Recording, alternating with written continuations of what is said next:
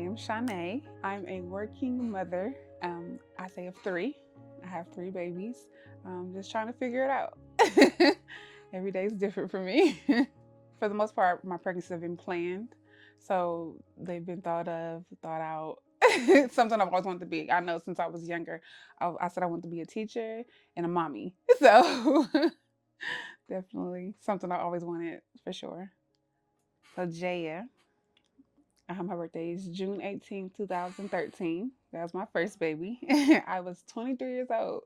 So, although I was a first time mother, I had been taking care of and raising kids for some years. She came 5 weeks early.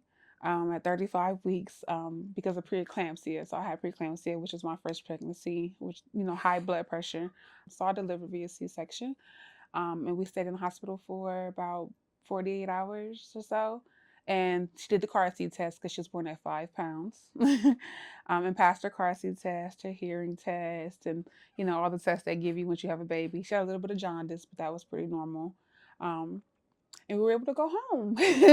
Her smile. That's the one thing. She was a very calm and happy baby. Jag was really alert. She smiled a lot. She was very reactive. I'm not gonna say she was spoiled, but she had everything she needed and more. Like we literally had everything. Bassinet's crib. She had her whole own room. So we was prepared. The night that we actually went to bed, she had a bath.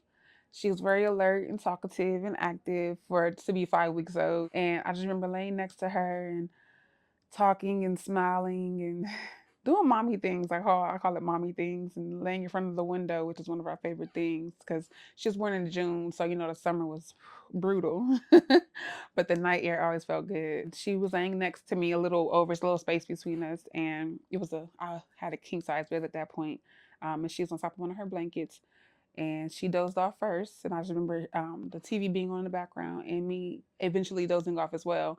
The next morning, I woke up and honestly, I was a little surprised because I'm used to her waking up sometime in the middle of the night just to eat, and she didn't. So I'm like, okay, that's weird.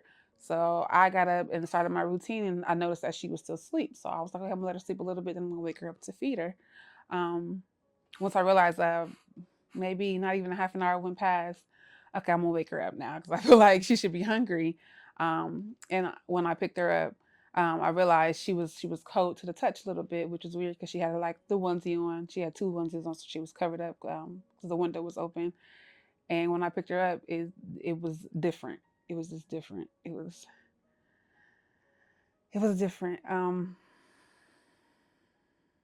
I was feeling around her chest, like trying to see if I could feel a heartbeat or if she's breathing. Once I feel like I didn't, I I, I remember letting out a scream, I believe. And at the time, my sister and her family were downstairs. I think my sister came up and her boyfriend came up. And my sister and this I kind of don't really remember too much. I remember my sister telling me that I was doing CPR. She felt like I was doing CPR, but while I was doing it, she was standing next to me, and she had the boyfriend call an ambulance. I remember being at Children's Hospital and them saying that I couldn't, like, nobody could touch her. Um, I just remember the wires and the cords, and eventually them saying that the left side of her heart they couldn't get it to work, and then after everything, her laying on the bed, but she was so small she only fit on the pillow of the bed, and we could sit in the room, but until they come in to do an autopsy or something like that, nobody could touch her. So being right next to my baby in the hospital and not being able to touch her was really, really hard. They asked me to do the craziest, to me it was the craziest thing, but I feel like now I see, I think I get why they asked me to do it. Well, they wanted me to go back home and kind of try to reenact how we were sleeping and where and what I did and what happened. I don't know. Like all of that was really a blur. I just remember them asking me to do it, and I'm trying to figure out how I'm going to do it. Like I was crying. I was a mess. I was a complete mess. And I don't know if I was able to do it, if I did it right. I don't know. I just told them I tried. I tried. immediately after the loss, I actually did not want to keep going. Honestly, I felt like I poured myself into being a mother. I was so excited. I was so happy. And then feeling like it being snatched from me, I felt like I didn't want to keep going. My family's big on like legacies and, remembering who you are and what do you leave behind. And I feel like if my child is not here and I'm not here, that's kind of where it stops for me. And that's something that kind of made me think like, okay, no. And also I feel like my baby, she would feel like, if I'm not here to talk about her, who's going to talk about her? It took a while. It took the grieving, the crying, the going through the process of still, to this day, still grieving. But I feel like being Jay as a mom and being able to talk about her and tell her story it was important. It was more important, bigger than me, essentially. When I first experienced the loss of Jaya, I did not think that I would want to parent again.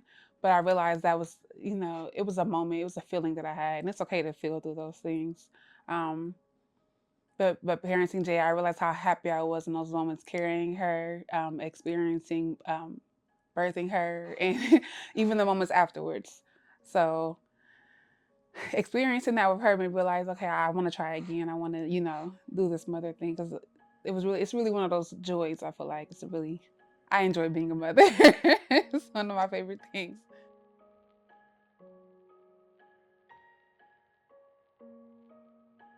We have a lot of conversations about it. Actually, there's pictures hung up around the house.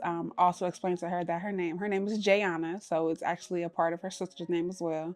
So I explained where her name came from, and I tell her about how her sister was. We visit her a lot at her gravesite. We also have, I show her the videos and the pictures, and other family members talk about her. So she very much feels like she has a connection in a way to her sister still, even with the same name. And when people ask her about her siblings, she says she has a big sister that's an angel. So she very much knows about her. I want people to know that she was here for sure. I know some parents that are grieving that have experienced loss, they don't feel comfortable talking about their child, or they don't feel talking about the situation or what happened. But I'm actually the opposite. I prefer to talk about her because she was here. She very much to me is still here, and she's a part of my life still to this day. These are real life stories, the real life things that happen, and some of us can keep going. You know, just compassion, patience, and grace. That's just something I feel like everyone can use a little bit more of, for sure.